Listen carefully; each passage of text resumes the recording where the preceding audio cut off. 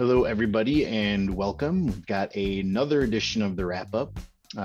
As always, I am your host, Monte Moore, and well, it finally happened. The Packers made a move at wide receiver.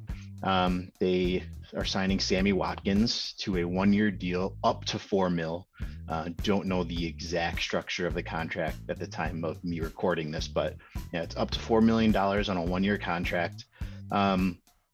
It's a veteran wide receiver. We know that's a move that they needed to make. You're getting a guy, he's 28, he'll be 29 during the season. Now, he hasn't played 16 games since 2014, but he did play with Matt LaFleur in 2017 with the Rams. That season, he had 8 touchdowns, over 15 yards a catch.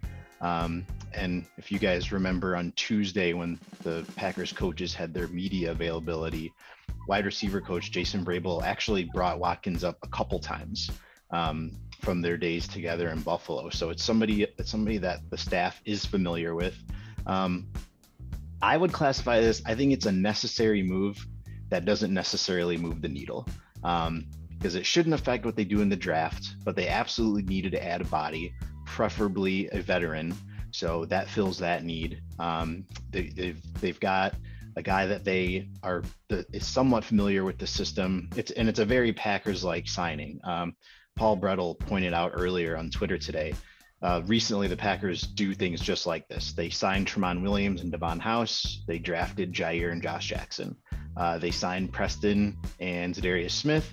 They draft Rashawn Gary. Signed Billy Turner, draft Elton Jenkins. Sign Amos, draft Savage. So again, you've got a Sammy Watkins signing, and as I said, it should not affect their wide receiver draft plan coming up here in a couple of weeks. I would still expect that they add at least 2 in the draft, but the wide receiver room, it's rounded out nicely. I will say about Sammy Watkins, when the last 2 teams he's been with, the Chiefs and the Ravens, he's really kind of been more of a possession type receiver. I would expect that in this offense, they're going to be using him a lot more like they did in his earlier days in Buffalo as their deep threat and the guy to take the top off the defense. We know with MBS leaving, there's a huge hole there for that type of receiver in this offense. And again, expect at least 2 to be drafted, but I would expect he gets that type of role as one of their deep ball guys.